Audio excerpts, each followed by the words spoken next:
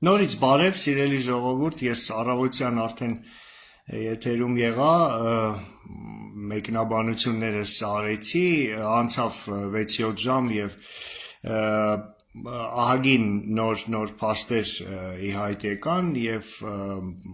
կարիք եղավ նոր բարձաբանումներ տալու, ասեմ, որ ամեն ինչ այնքան վատ չէ, որքան կարող է թվալ առաջի հայացքից, եւ ահա թե ինչու։ Ուրեմն նախ ասեմ, որ արդեն կան ռուսների կողմից արձագանքներ, Մարիա Զախարովան է արտահայտվել ասելով, որ Հայաստանի իշխանությունը կոպտորեն խախտել են ժողովրդավարական կանոնները, գործառույթները, ընտրական գործառույթները եւ ընտրությունները անցել են համատարած խախտումների եւ արտաքին ճնշման ներքո։ Ես միանգամից ուզում եմ ասեմ, սիրելի ժողովուրդ, հիմա չսկսեք գրել, որ ես դարել եմ ռուսամոլ կամ Մարիա Զախարովանի աչքի լույսն է, ոչ, ես օբյեկտիվ փորձում եմ վերլուծել իրավիճակը եւ ասել, թե մենք ինչ ունենք այս պահի դրությամբ։ Ես նորից մնում եմ այն Վահե Գասպարյանը, որը համարում է, որ Ռուսաստանը չարյաց կայսրությունն է, որ Ռուսաստանը մեր բոլոր կորուստների եւ զրկանքների հիմնական մեղավորն է եւ որ միայն Ռուսաստանի չարյաց կայսրության փլուզումից հետո է, որ այստեղ հույս կլինի իրական եւ համակարգային փոփոխությունների, այլ ոչ թե տեղափոխությունների։ Եվ այսպես Մարիա Զախարովան արտահայտվեց, մյուս պաշտոնյաները Զատուլին օրինակ արտահայտվեց Պետդումայից, Պեսկովը ասաց, որ որևէ մեկնաբանությունից ձեռնպահ կմնա առայժմ, որտեղ նրանք սպասում են պաշտոնական ամփոփման եւ այլն, բայց արդեն կան ռուսական արձագանքներ, իսկ սա նշանակում է, որ այս անգամ ի տարբերություն 21 թվականի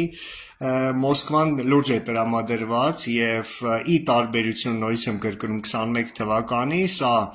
նախկին ներկա թատրոնչի, շոուչի եւ Նիկոլի վերընտրելը Մոսկվայի պլանների մեջ չէր մտնում, ասեմ, որ ժամը 1, գրեթե ժամը 1 Մոսկվայի տարբեր ալիքներով, հիմնականում Ռոսիա հեռուստաալիքով պետական ռեպորտաժներ է լինում, որտեղ էլի քննադատում են Փաշինյանին, խոսում ուրեմն խախտումների մասին եւ այլն եւ արտահայտվեց ԱՊՀ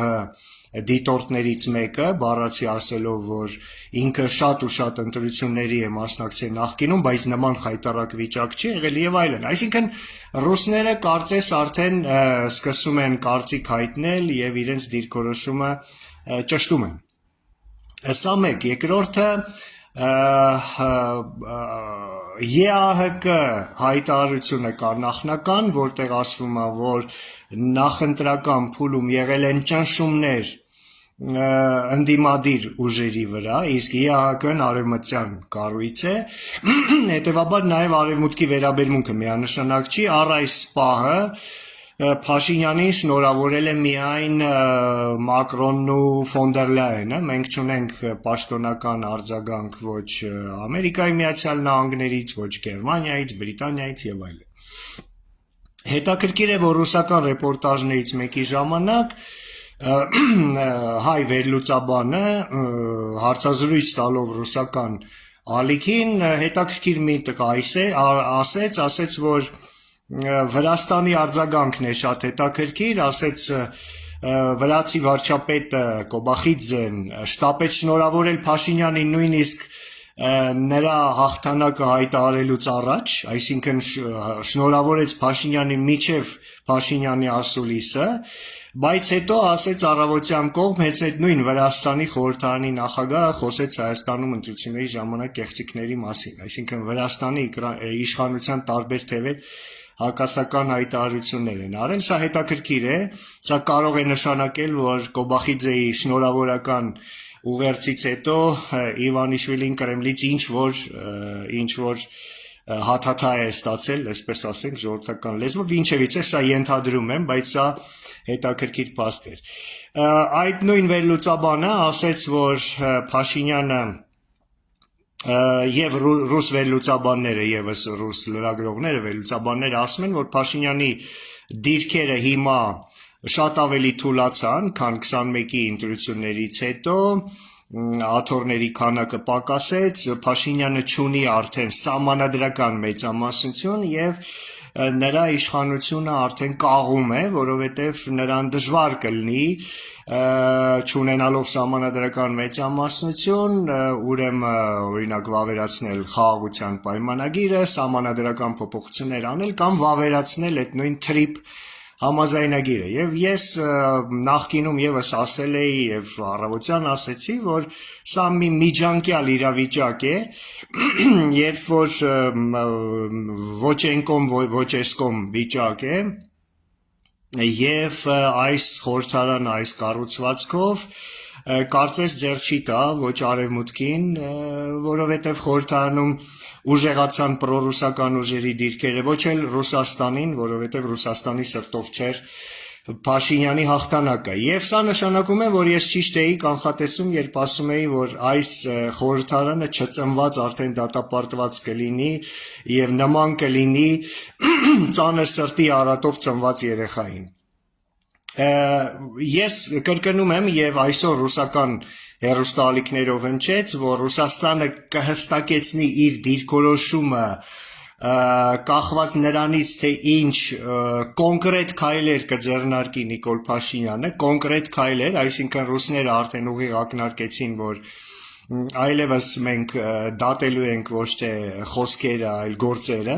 եւ Նիկոլ Փաշինյանի խոստումների ժամանակը ավարտվել է, ռուսները հիմա պահանջելու են կոնկրետ գործեր։ Ես մնում եմ այն կարծիքի, որ հիմնական կռվախնձորը այստեղ թրիփն է, ռուսների սրտով չի թրիփ նախագիծը եւ նրանք պահանջում են, որ թրիփը կամ չեղարկվի, կամ Ռուսաստանը մասնակցի թրիփ նախագծին, ինչը բնականաբար Ամերիկայի Միացյալ Նահանգների եւ Արևմուտքի շահերից չի բխում, իսկ Արևմուտքը հակառակը պնդելու է, ստիպելու է Նիկոլին, որ թրիփը արագ կյանքի կոչվի եւ Ռուսաստանի մասնակցությունը չլինի։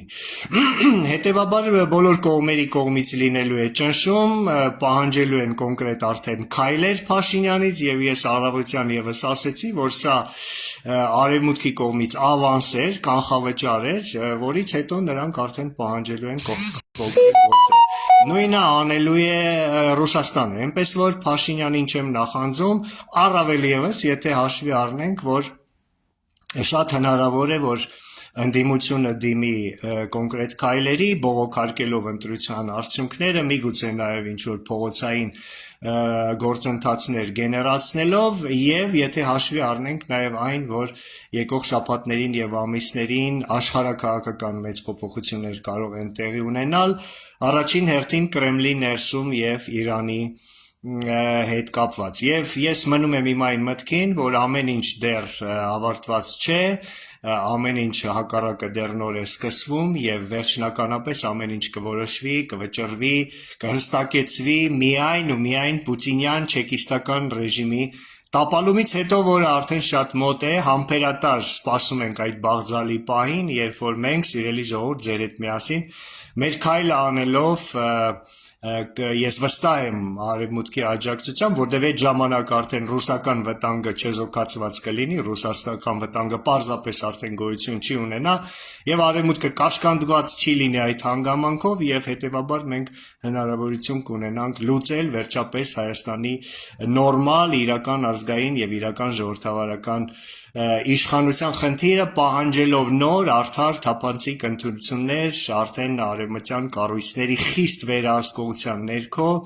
առանց կասկածելի ուժերի մասնակցության կարծում եմ կռահում եք ում մասին է խոսքը։ Շնորհակալություն, հետևում ենք եւ պարբերաբար ես կփորձեմ եթեր դուրս գալով բարձաբանումներ տալ։